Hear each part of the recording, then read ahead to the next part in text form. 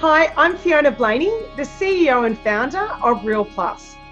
Unfortunately, with the COVID-19 situation, we're unable to be together for realestate.com.au's Prop20 event. What we can bring you though is my session, The World of Property Management. During this session, we'll take a trip around the world that is the property management consumer, the professional, and the business, helping you create the success strategy that you'll need to see you through into a profitable future. I'm excited to share this with you and look forward to hearing how you get on.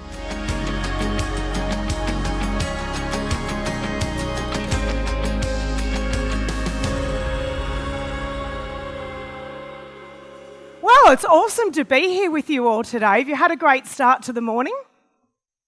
Yes? All right. I think you woke up this morning and you didn't sneeze, or the person next to you didn't sneeze, so that's a good start, right?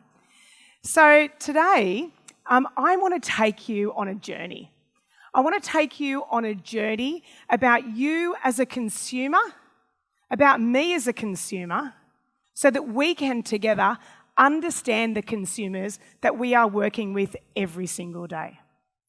Because when we start to understand our consumer better, we can then start to create business models, structures, servicing methods, and even total solutions around how we deal with process and technology in our business so that we can create what every business needs, which is the ability to offer a highly effective and essential service, a highly effective and essential service from a point of efficiency that helps you create profit. Does anybody in the room, are they interested in making profit this year? Right, we all should be. Because whether or not you own the business or you're an employee in the business, profit is absolutely paramount to everybody's ongoing success. So, because we're going on an around-the-world trip, around the world of property management, we need to be very careful. So if you could just grab your face masks, your sanitizer, and it was BYO toilet paper today, and we're going to jump on the plane because this may very well be the last trip that you take this year. Someone had to crack the corona joke, right? I'm like tapping people with my toe to say hello. Okay, so here's what happens. As we go on our first destination, I'm going to take you to the consumerplex. Now here's what we know about consumers. Put your hand up if you are a consumer. Right? Every single one of us in the room is a consumer. Yet, when we talk about our clients and our customers, the consumers of our business, we talk about them as if they are these foreign beings, as if they are not us. Think about your landlords and your tenants as an example. I've got no doubt that everybody in the room, you've got a portion of your landlords and tenants that you think, oh my God, like how is that person even married? Does anybody actually love them? And the fact that they have children, that in itself scares me. But the reality is people probably think that about you and people may think that about me. But we are all the same. We are all consumers. And right now, this will be one of the biggest lessons and experiences that you should receive today. Because right now, your consumer experiences, so everything that you do as a consumer in one market, in one vertical, in one type of consumer experience, is actually influencing your decision-making process in every other consumer vertical that you interact. And I'm going to share with you some recent, albeit maybe a little bit late to the party, embarrassing experiences that I have had in the last 12 months to showcase to you how rapidly things can change. Okay, so ladies in the room, sorry gentlemen, the ladies in the room, have you ever had that moment where you find out you're going to an awards night, a black tie event, some special occasion, and instead of being super excited about it, you're looking outside, and it's Melbourne, right? So you're looking outside and it's a bit dreary, the rain's coming down, it's winter, it's cold, and you're thinking, oh, do I really have to go to this thing? Like, I mean, I've got to go out, I've got to get a new dress, I can't be bothered doing that, it's cold, it's miserable. Is anybody with me or is this just me? I go to a lot of these things, right? And everyone says to me, friends will go, oh, that's great. Oh, how fun. You're going to an awards night. And I go, yeah, it's my third one this quarter. So I came into the office. So it was winter. I was feeling a little bit dreary. I'd gotten the awards night invite. And I walked into the office, and what does everybody ask you, ladies, when you're going for an awards night? What do they all want to know? What are you wearing? So Sarah, who's here, I'm going to throw you under the bus here, Sarah. Sarah says to me, as you do, hey, Fee, so what are you wearing? And I start recounting to her what I'm wearing. Now remember, I made this dress decision from a place of doom and gloom, cannot be bothered going to the event, but hey, I'll find something in my wardrobe, chuck it on, and it'll be good enough. You with me? Okay, so when you tell said friend in the office what you're wearing, and that was the place by which you have made your selection, said friend then looks at you and says, oh, right, that's great. And what is said friend really saying with that look? That dress again, oh my God, you cannot wear that. I can see this pouring off her face, right? She's looking at me, and I'm ignoring this look, by the way, because it's not serving me. And I'm ignoring this look, and this look is saying, Fiona Blayney, you are not invited to that event. Real Plus is invited to that event. And you're representing us. And just quietly, you are not wearing that outfit. But hey, right now is not the time for me to tell you that, so I'm just going to pretend that's great because we're in the middle of the room, and hopefully you'll come to your senses at some point and choose something else. That was what she said with one look. She's got a very intense look, Sarah. So, next day, I'm working from home. I'm sitting on my lounge, and Sarah comes on my shoulder. And she says in her voice, so, what are you going to do about that dress? You're not wearing it, you know. So what does every woman do who's now 3 children in, who doesn't want to go to Westfield and spend 6 hours of her time? She says, I know, I'll go upstairs and try and stuff my post-baby body into my pre-baby body dresses that nobody's seen for a few years. Ladies, what happens when you do that in your cupboard, those dresses that you're keeping for the just-in-case moment when you lose those 10 kilos that you've decided one day you will lose? And you start putting your body into those dresses, what happens? Do they fit, yes or no? No, you bust a zip, yeah. Okay, so they don't fit. I go back downstairs. I'm still left with the one dress that I'm thinking I'm going to wear. And I sit on the lounge and I say to myself, what would the young kids do? And I do this. Now, the people that are going, oh no, they know what happens when you visit this site. And I hadn't used the Iconic before. And so I got onto the Iconic site and I started having a play around. I think, you know what, maybe I'll give this thing a go. I've heard good things. I understand you can get your delivery, you know, within the same day or the next business day. I've got no time to go to the shops as it is. And so as a result, I thought, no harm, no foul. I can get a full refund if I don't like my clothes. What's the risk? High or low?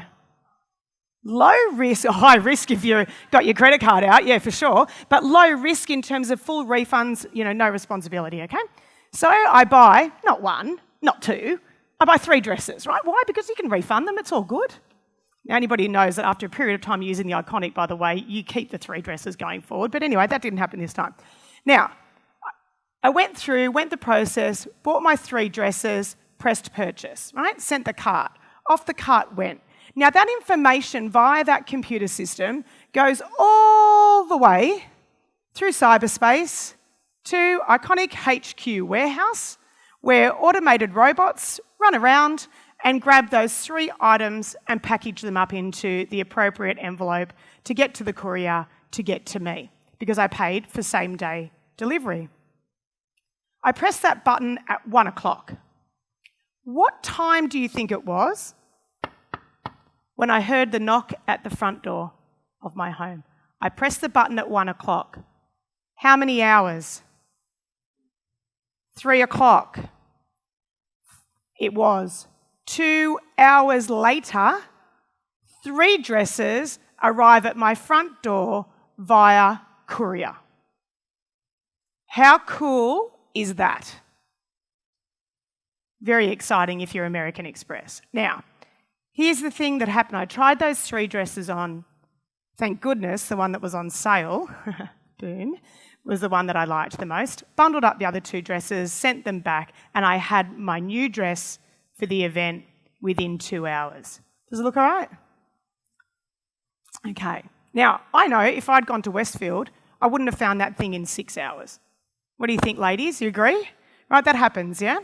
Okay, so all of a sudden, all the myths that I had about online shopping had been dispelled. I had been telling myself, online shopping won't work for me, I'm 5'2", I have to try it on, it needs to fit properly, most of the time things don't fit. All these stories you tell yourself. Yet, circumstances created a necessity for change. Circumstances created an opportunity without risk for me to try something different, a different means by which to do my shopping. Is everybody with me there? Now, this happens to consumers all the time. Put your hands up if you've been in any situation like this and you found yourself online shopping. Let's see, right? How many of us now online shop? This is now normal. And you can tell that by, see how many things are up in my little checkout box up there on the right-hand corner? I'm getting pretty good at this. I even on the weekend, I was having my daughter's sixth birthday party, and I thought, by the way, that I was buying an oversized Jenga set. Now, that'd be reasonable to think it was oversized, given it was $170. But guess where I thought I was buying it from? Iconic, oversized, turns up it was this big, but doesn't matter because I can send it back, full refund, no dramas. Who thought that Iconic would sell a Jenga set? Anyway, they do, just FYI if you're looking for one. Be careful though, it's not oversized. So here's the situation, right? All of a sudden my new experience was I was now buying at Iconic. And this started to influence every way that I looked at everything else in an online space. I love cooking, love it. It's my happy place, it's my third space, it's what I do that takes me away from this world. Everybody's probably got a place similar to that. Just got goosebumps as I was talking about it. I'm not a cook that opens up the Jamie Oliver and makes it all look beautiful like as if I'm on MasterChef. I'm a home cook. So I love going to the store, looking at what produce is there. I'm the person who actually loves being at the fruit and grocers, at the butchers, at the bakers, the candlestick maker, right? I'm that old school person who's keeping the local retailers alive. Until it would have been about a week after this online experience with Iconic. And I'm standing here at this very set of lights, crossing the road, again, with what was at that point my 5-year-old Nina. And on Fridays, I'm with Nina. And Nina and I, typically on Fridays, part of our drill is we go and do the shopping. But Nina looks up at me on this day, you know, like as kids do with their little eyes. She has this little thing which she looks in her mouth and she says, "Mama, can you not do the shopping today? Can you please stay home and play with your babies?" Gut-wrenching moment. I think, there's no food in the cupboards. What am I going to do? I've got this child who obviously just wants to be played with, but I need to go and get food. Dun, dun. Hang on a minute. I did the Iconic. That wasn't that bad. Maybe I can actually do Coles online. So I said to Nina, absolutely, I'm going to come home, I'm going to stay with you, we're going to play today. We're not going to the shops. Mum just needs an hour to try and work out how to do this Coles online thing for a start. And I'll put the order through online and we can play all day. Now, I must admit, the first time I did it, it took me a little bit more than an hour, missed the same day cut off, but anyway, that's a different story. But what it did was, I did my online shopping. I did order my Coles online, and all of a sudden I'd taken this physical experience that I was so attached to. It was part of what I did, it was part of who I am because I love cooking, and I moved it into an online space. Now, this is not a tale of dread. This is not a tale of we have humans who are never going back to a retail space again. That we are losing people like me in a physical offline environment and they are going into the vortex of online never to be seen again. This is not a tale of our landlords not wanting to do business belly to belly. This is a tale of how retail won me back. And it won me back because I didn't just move from an online space. I had another experience that means I will now only shop at Harris Farm. And that experience came in the way, goosebumps again, of how Harris Farm built an incredible relationship with me that means I am connected to them. And I'll share that with you. This is my eldest, Olive. And over Christmas, in her wisdom, I asked her, as many of you parents no doubt would, trying to help our children who get given so much at Christmas, trying to help them understand that, that they should be grateful for that and there's people less fortunate. I said to Olive, hey, Olive, what do you think we should do for people at Christmas that don't have as much as we do? There's families that don't have toys, there's families that don't have enough food on Christmas Day. And she said to me in her beautiful 7-year-old innocence, well, Mum, on Christmas Day, what we could do is all of our leftovers, we could put them on plates and give them to the people that don't have food. And I was like, well, that's really lovely. I said, I tell you what, Olive, instead of us having leftovers, why don't we buy less food and then buy more food, the stuff we would have had leftovers for, buy that food and give it to some people that need the food. There's a food pantry near my home, which you'll see there over on that right-hand side of your screen. And in our community, people just go and put stuff into this food pantry at will. And I rang the pastor who runs that food pantry and I said, what do you need? He gave me a list and he said, you know what? Fresh fruit and veg just goes really quick. I said, okay, fantastic, we'll go and do that. So off we went up to Harris Farm.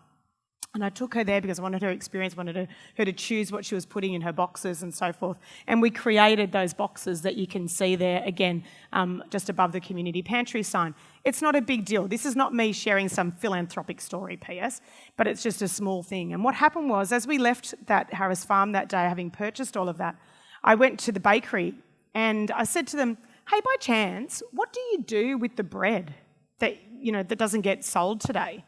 And they said, well, we just throw it out. And I said, well, and Olive's looking at me like as in, oh, we've struck gold. And I said to them, well, look, why don't, tomorrow, can we come up and grab that bread and we'll take it to this food pantry? And they said, yeah, sure. I said, what time do we need to be here? Between 5:30 and 6. I said, you hear that, Olive? She goes, yep. So up we trod, 5:45 in the morning. And unfortunately, all the bread had been sold, because it's Christmas, all the bread had been sold the night before. And I desperately know that the one loaf that they gave us was actually just straight off the shelf, fresh bread. And as we were walking out, I could see my little disheartened daughter, right? She's thinking we're about to get, this is loaves and fishes times, right? We are feeding the whole of the inner west with this bread today. And so I said, Olive, do you want to go back and see if we can get something else? And she said, oh, yeah, let's go. And as I walked in, we found Michael. And Michael is the reason I love Harris Farm. So my question to you is, are you the reason your clients love your business? Because what Michael did with Olive was he got down and he asked her what we were doing. We talked him through the food pantry and he stopped and he went and made another whole box of food for us to take. He didn't give us their leftovers. He didn't give us the stuff that was, the use-by date. He went and got the beautiful berries and all the lovely Christmas type of foods that we use and we adorn our tables with, and he gave it to Olive. And as I turned to Michael, I said to Michael, thank you so much. He said to me, we now knew each other, and he said to me, Fiona, we all have children here at Harris Farm. Every one of those guys packing shelves, we all have kids. And Olive, what you're doing is such a great thing. It would be wrong of us not to support you. How awesome is that? Right? Is that a pretty cool experience? Now, is Harris Farm cheaper or more expensive than my old friend Coles? More expensive, right? But now, Harris Farm has not just won me, it's won Olive. Because do you think we're allowed to walk past Harris Farm to go to Coles? Yes or no? No, right? So we're now shopping at Harris Farm. My story to you is my online situation with Iconic influenced my online experience with Coles, but it was my relationship and how Harris Farm made me feel that had brought me back to that physical offline experience and offline space. So even though we're constantly talking about all the types of disruption and change in tech, we still have a space in the world. It's just up to us to work out how we can build relationships with our clients while still creating super efficient businesses. Is everybody with me on this? It's really powerful, don't you think? So what I want to do is I want to take you through 6 further destinations that are going to show you what you need to do in each of these locations around the property management world to make sure that you're creating clean structures, clean lines in order to find time to provide relationship. The first place we're going to go is Solution Central. And we heard Mark talk about this a little bit earlier today. There are 4 different solutions available to clients now out in our marketplace. The first is the traditional model. Now, most of you, and I know many of your officers looking around the room here, most of you are fitting inside that traditional model. So traditional property management business alongside sales business or even standalone property management business. But the client is having a traditional experience in so much as we physically lease the property, we do routine inspections, ingoings, outgoings, lease renewals, rent reviews, we troubleshoot arrears, maintenance items, etc. Okay, so that's what you have always known property management to be. We now have the boutique model. The boutique model is a small operator from home, maybe working in a cluster of other property managers working from home, operating 100, 150 managements, maybe slightly more, slightly less, depending on the scope. And they are a one-on-one style service. We then move into that online space, okay, so the Iconic and the Coles online style variety. And we have over there a full self-service. I'm just using you for your software, that's it. I'll do everything myself. Self-service with fee-for-service becomes I'm doing everything myself, but hey, at times I might want you to do something for me. So I might want you to go to tribunal. I might want you to do a lease renewal or a routine or a vacate or an in or an out. And businesses will start to actually create online organisations that almost air-tasker out those functions. What you need to know about the solution space is work out what solution you are and stick to it. I see many businesses attempting to be traditional model. Now, you heard Pam talk earlier there on the realestate.com.au video, and Pam and the guys at Dye Jones, they've still got a traditional style model business, but they've created another business. Okay, they're separate organisations, even though they're operating inside the same thing, etc. But for the structuring and the solution offering in their business, they're quite separated. And so for you, what solution is it? And what is the journey, the process that your client should experience as they're going through that service offering journey with you? Mapping out a customer service journey. And you can even do this with just post-it notes in your office on a wall. What is the process? What is the journey that somebody goes through? What's the conveyor belt that they go through? And then you'll backfill and add into this when I show you these other locations around the property management world. Because once you understand the customer journey map, the process that they go through and the buying decisions, when you walk over into Mount Structure and you look at Mount Structure and you say, okay, we've got this solution, we've got the map, now what is the people structure, the functional structure that we need underneath that map to support it the best? Underneath that journey to provide that solution, to provide that service.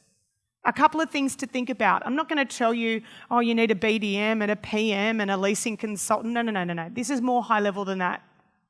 I want you to decide if the functions are above the line or below the line.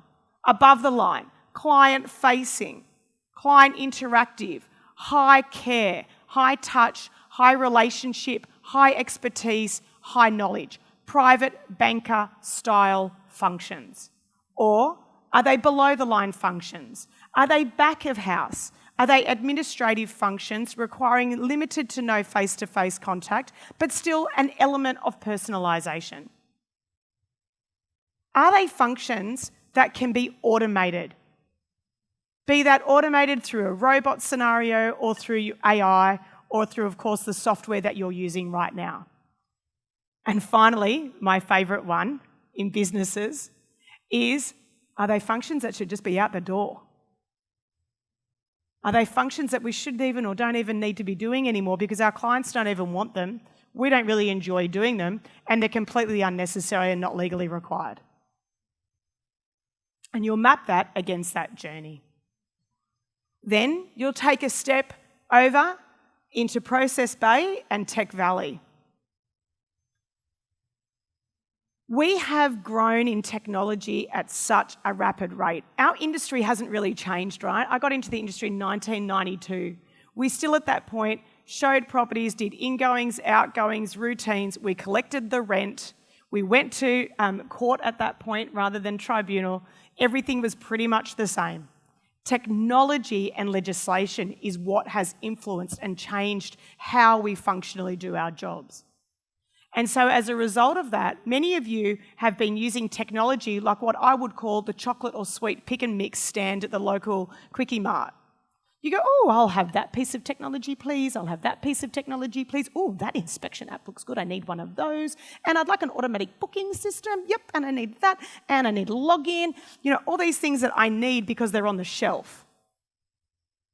And then you put them into your business, and a lot of these pieces of technology are partners of ours at Real Plus, and they're brilliant partners here at realestate.com.au.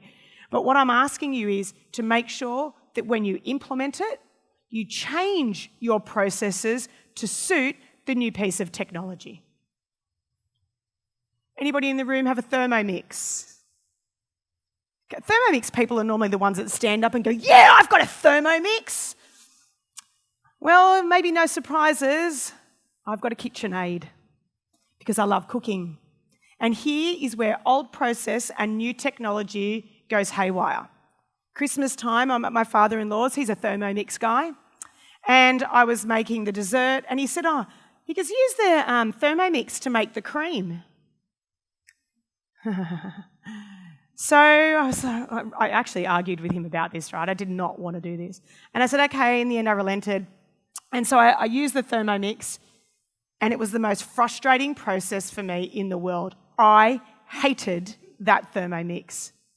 Because if you are a baker, you know that the way you work out if your cream is right is you look at it, you watch it, maybe you sample it. When the consistency, you visually know that that consistency is perfect, your cream's ready. In the Thermomix, you put the thickened cream in the top, you dash a little bit of sugar and vanilla, and you don't even have to work out how much of that you need because the computer tells you. You press the button, you walk away and you have a coffee. The thing beeps and it's ready. Oh my God, I couldn't believe it. Now people would think, well, that's awesome. To me, it was horrific. He said, did you love it? I said, I hate that thing. I'm not getting one.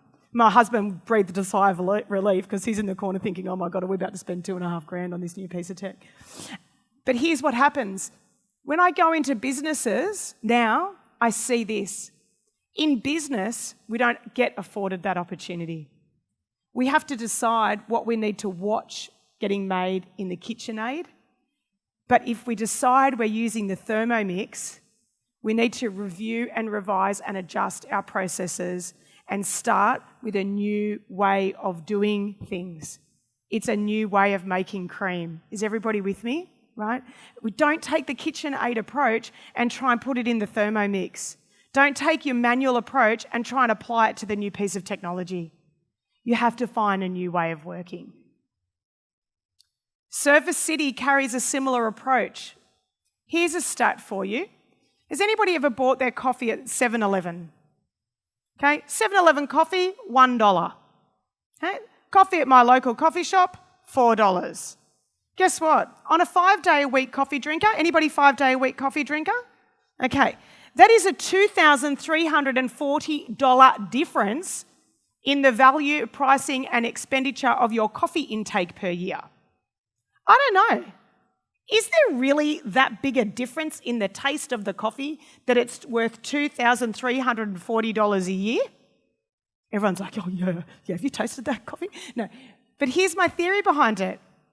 What I love about my coffee, it's the ritual. Yes, of course, the taste is slightly different, But it's a whole different experience if I walk up and press the button at the 7-Eleven and it spurts out. I don't get to see inside the Thermomix. When I go to my coffee shop, I walk in, I nod, they know.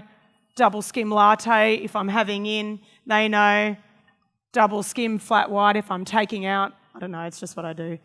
And they know that. And it's all the $2,340 difference that I pay every year is not just the taste of the coffee, it's the service experience that I get. Are you giving $2,340 worth of difference of service experience? Otherwise, I'm going to go to 7-Eleven, I'm just going to press the button and do it myself. 2 last ones. We all want to end up at River Growth. It's beautiful there. It's beautiful.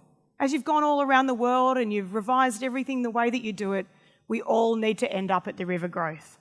Why? Because natural attrition will send you to zero if you're not bringing in new clients every year. Write this one down. Growth is a total sum game. Growth is a total sum game. Does Michael at Leichhardt Harris Farm own Leichhardt Harris Farm, yes or no? No. He's the guy that's packing the fruit, unpacking the fruit and then packing it back overnight. That's Michael's job. But Michael knew that that interaction was absolutely crucial for the longevity and growth of his business, the business that he is a part of. Imagine now if he knew that in every state of Australia, Harris Farm is getting a plug to upwards of 250, 300 people across the next month. 1,500 people minimum are going to hear my story about Harris Farm, all because of that one interaction. Growth in your office is not down to one person anymore, it's down to a team of people. But we still, even with the advent of technology, people still want to get belly to belly with you.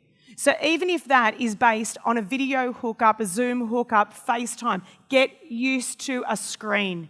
Your kids all love it. Just look at your phone. It's filled with pictures of them that they've taken themselves and they took your phone from you and you didn't even know about it. If you've been into the Agent Marketing Centre on realestate.com.au, you'll see I did a session there on marketing and the 4 windows to your business. You must go back from a growth perspective and look at your portal, the portal, how you operate on realestate.com.au. What does it look like and how are you representing yourself to the world?